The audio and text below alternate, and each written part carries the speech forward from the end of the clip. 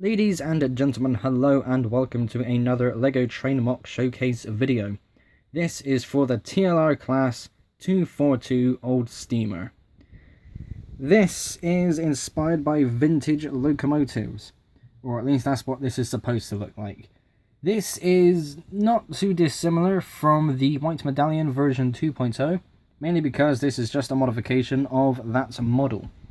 Now, the White Medallion version 2.0 has been sat in my drawer for basically ever since I made the video on that engine. It's not a bad looking locomotive, but it wasn't perfect enough, you know? It was nice looking, but there were some things I thought, well, that's not perfect, and I kind of want to change this, but how would I do it?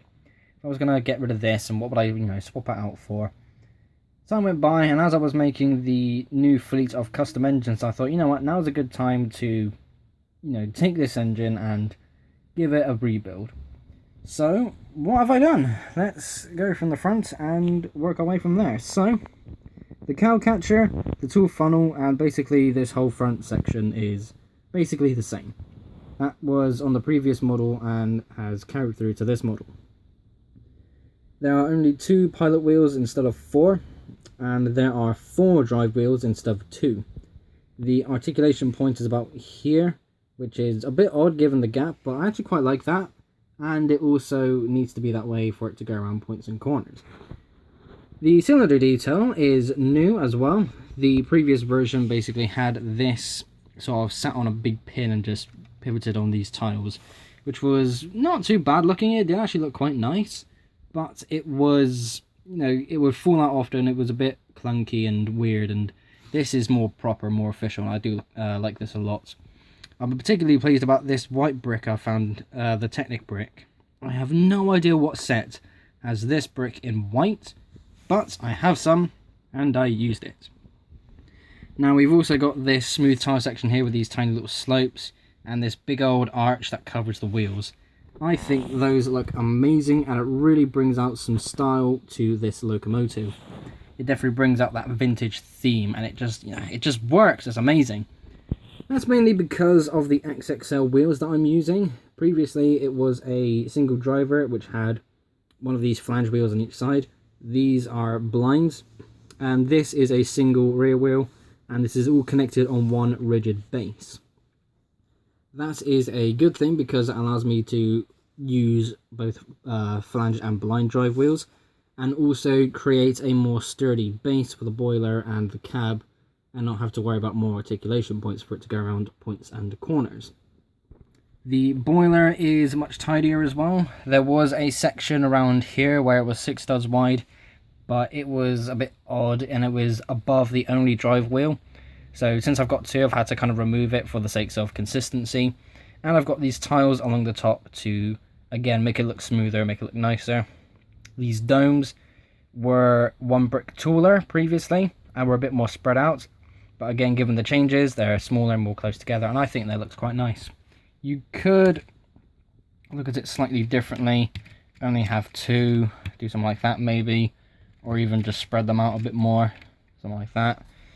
I don't know, you could definitely play around and kind of make it your own when you have a model like this, but it's nice to have more there, just, there's more to look at, I suppose. The cab is pretty much the same.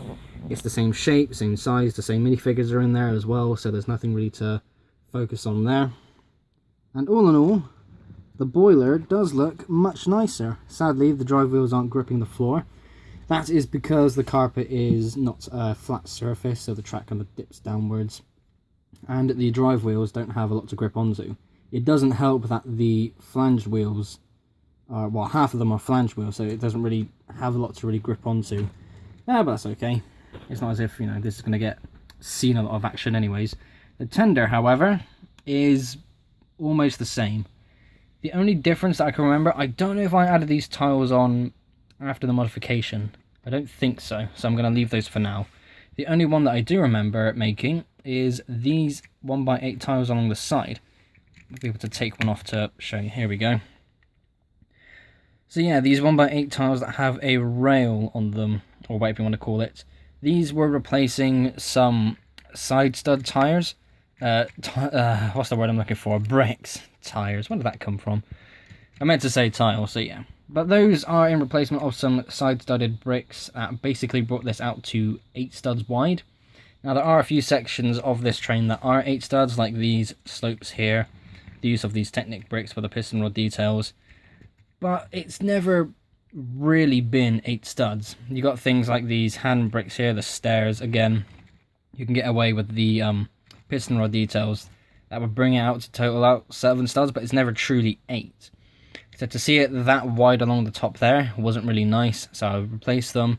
And I think this works really well because it brings out that wideness, but it's not an overwhelming look. So yeah, that's pretty much it. A nice short video. Nothing really too much has changed, but it is definitely more stylish and looks spot on. I love this build. This took quite a while to get right, and after a good late evening of playing around, I finally came to this, and I am very pleased with the end result, and I hope you are as well. So, ladies and gentlemen, thank you all ever so much for watching. Be sure to like and subscribe if you haven't already. I will see you all in the next episode. Bye.